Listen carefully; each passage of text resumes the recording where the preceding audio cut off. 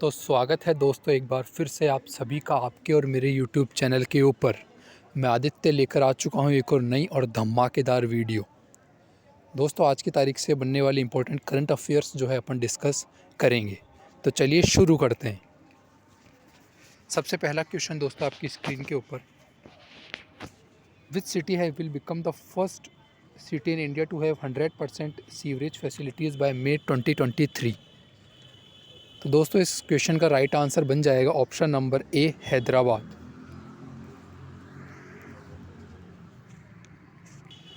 अगला क्वेश्चन दोस्तों आपकी स्क्रीन के ऊपर, which state has launched the first IVF unit mobile device for cattle in India. दोस्तों आपको पहले मैं बता दूं IVF की फुल फॉर्म क्या होती है। IVF की फुल फॉर्म होती है दोस्तों इन विट्रो फर्टिलाइजेशन। आप अगर गूगल करके रिसर्च आउट इसके बारे में पढ़ सकते हैं, बाकी मैंने आपको फुल फॉर्म बता दी। तो दोस्तों ये मोबाइल डिवाइस लॉन्च करने वाला जो पहला राज्य बन गया है वो बन चुका है आपका गुजरात।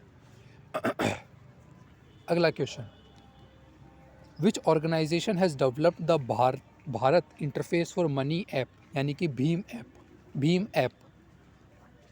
तो दोस्तों आपका जो भीम ऐप है बेसिकली ये आपका कह लीजिए कि डेवलप किया गया है NPCI के द्वारा। अब यहाँ पर आपके लिए ज़रूरी ये बन जाता है कि आप NPCI के बारे में पढ़ें। NPCI की जो फुल फॉर्म होती है वो होती है national payment corporation of India. चलिए देखते हैं NPCI के बारे में। It is an umbrella organization for all retail payment systems in India. यहाँ पर लिख रखा है दोस्तों रिटेल पेमेंट, कंफ्यूज मत होइएगा होलसेल में और रिटेल में। रिटेल पेमेंट सिस्टम के लिए काम में आता है। It was setup with the guidance and support of the reserve bank of India and the Indian bank association. तो प्रॉबेबली चांसेस है कि हो सकता है कि UPSC आपको 4 ऑप्शन दे दे और 4 ऑप्शन देने के बाद ये बोले कि इन 4 ऑप्शन में से किन 2 की वजह से NPCI सेटअप हुआ था। तो the right answer is IBA यानी Indian bank association and RBI reserve bank of India. अगला ऑब्जेक्टिव्स के बारे में बात करें अगर दोस्तों, तो इसके मेन ऑब्जेक्टिव्स है to consolidate and integrate the existing multiple systems into a nationwide uniform and standard business process for all retail payment systems. ठीक है। To help an affordable payment mechanism to benefit the common man across the country and propel financial inclusion। Financial inclusion का क्या मतलब होता है ये आपको मुझे कमेंट बॉक्स में आज बताना है।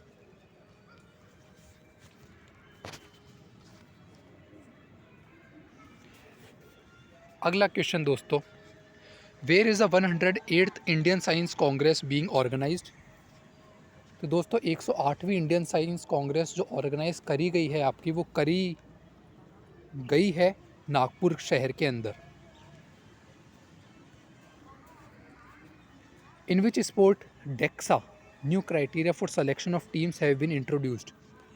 तो दोस्तों बेसिकली जो डेक्सा है, DEX से डेक्सा, ये एक तरह का नया सिस्टम लेके आए हैं क्रिकेट के अंदर।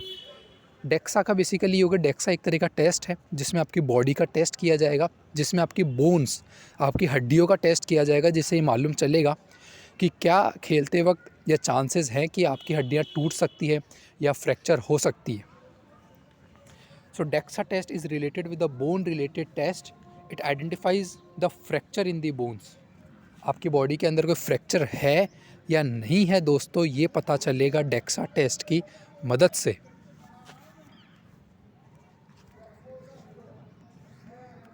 वेट अ सेकेंड दोस्तों, जी हाँ। अगला question, recently in which state the election commission has started mission 929। तो दोस्तों मिशन 929 अभी अभी स्टार्ट किया गया है त्रिपुरा राज्य के अंदर।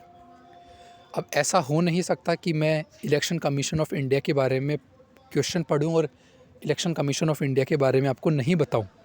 तो डेफिनेटली अपन बात करेंगे इलेक्शन कमीशन ऑफ इंडिया के बारे में। डेफिनेटली अपन बात करेंगे जो भी इम्पोर्टेंट कुछ आर्टिकल्स होंगे जो कि इसके रिगार्डिंग होंगे।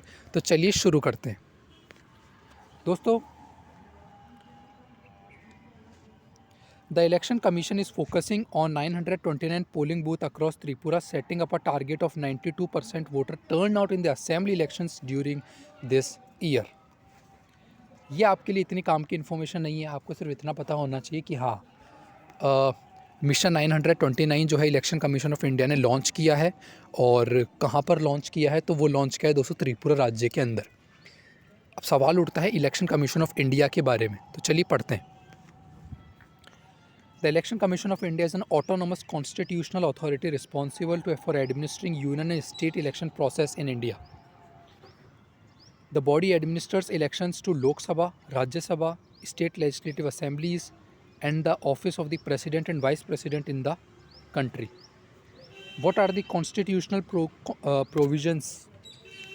तो दोस्तों कॉन्स्टिट्यूशनल प्रोविजंस क्या क्या है इसके रिगार्डिंग वो अपन बात करते हैं। Part 15 of the Indian constitution deals with the election and establishes the commission for these matters. Probably chances है कि हो सकता है आपसे पूछ लिया जाए कि भाई पर्टिकुलर कौन सा पार्ट है जो कि इसे डील करता है। So the right answer is part 15 जो है वो दोस्तों अपना डील करता है। Now the election commission was establish in accordance with the constitution on 25 of January 1950। 25 जनवरी 1950 को दोस्तों इसका उद्घाटन हुआ या कह लीजिए इस्टेब्लिश हुआ। Article 324 to article 329 of the constitution deals with powers, functions, tenure, eligibility of the commission and the members. From Article 324 to Article 329, these are the some articles which are related with the work, with the tenure, with the eligibility, and with all other criteria that are related with the Election Commission of India.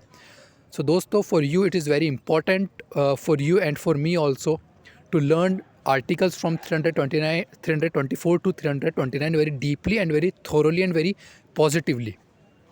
तो चलिए दोस्तों आगे बढ़ते हैं अपन।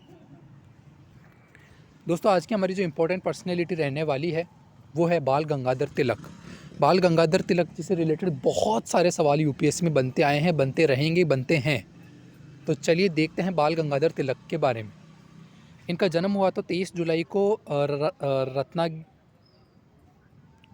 Wait a second जी दोस्तों इनका जन्म हुआ था बेसिकली रत्नागिरी महाराष्ट्र के अंदर। वो एक्चुअली गलती से मेरे से कैमरा ऑन हो गया था। खैर आगे बढ़ते हैं। दोस्तों बाल गंगाधर तिलक के बारे में बात करूं, ये तो एक फ्रीडम फाइटर थे, लॉयर थे एंड इनको लोकमान्य तिलक भी के भी नाम से जाना जाता है।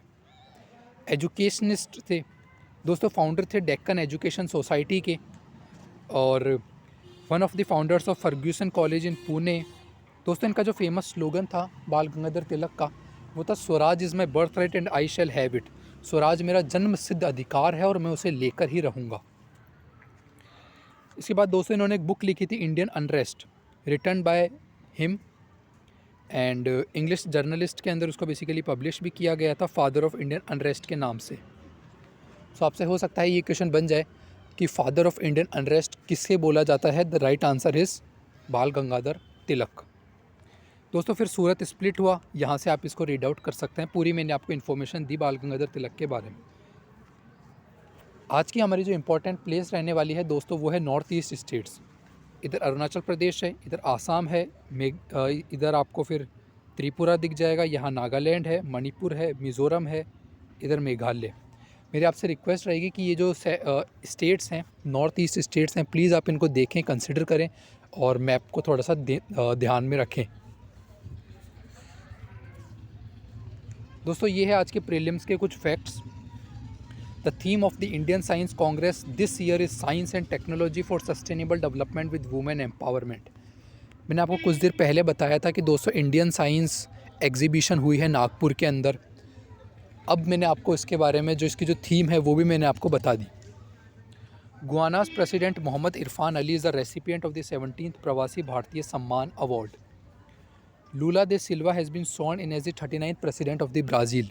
लूला दे सिल्वा जो है दोस्तों ब्राज़ील के 39th नंबर के प्रेसिडेंट बन चुके हैं। अब ये तो आपको रिमेंबर रखना ही है, साथ ही साथ आपको ये भी ध्यान रखना है कि ब्राज़ील की लोकेशन क्या है। इसके बाद दोस्तों आप सबको पता है कि मैं जो है हर दिन कुछ ना कुछ एक नया टॉपिक उठाता हूँ। तो आज अपन जिस टॉपिक के बारे में पढ़ेंगे वो होगा बेसिकली वेटलैंड, जिनको आई थिंक शायद आद्र कुछ करके कुछ कहते हैं, आदर्श है या आप मुझे करेक्ट करिएगा कमेंट बॉक्स में, आदर्श है या ऐसा कुछ कहते हैं।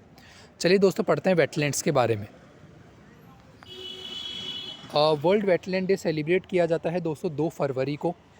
This day marks the date of the adoption of the convention, क्योंकि इस दिन दोस्तों रामसर कन्वेंशन 1971 के अंदर साइन हुई थी। रामसर कन्वेंशन 1971 के अंदर साइन हुई थी दोस्तों 2 फरवरी को। इसी के उपलक्ष्य के ऊपर ही अपन जो है हर साल 2 फरवरी को कह लीजिए कि रामसर डे जो है, सॉरी, वर्ल्ड वेटलैंड डे जो है वो सेलिब्रेट करते हैं। दोस्तों वेटलैंड्स क्या होते हैं? तो wetlands are areas where water is the primary factor controlling the environment and the associated plant and animal life. They occur where the water table is at or near the surface of the land or where the land is covered by water. दोस्तों ये है map, जहाँ पर आप देख सकते हैं कि इंडिया के अंदर कौन कौन सी रामसर साइट्स लोकेटेड हैं। दोस्तों ये था आज का हमारा सेशन। मेरी उम्मीद रहती है कि बहुत कम समय के अंदर मैं आपको जो है बहुत सारी जानकारियाँ दूँ। And for more such videos, जो सब कहते हैं वही मैं भी कहूँगा, लेकिन चैनल को लाइक शेयर सब्सक्राइब कर दीजिए भाई अगर आपको अच्छा लगा, कंटेंट अच्छा लगा या कुछ चीज़ समझ में आई तो। बहुत बहुत धन्यवाद। खुश रहें, आबाद रहें, प्यार देते रहें। जय हिंद।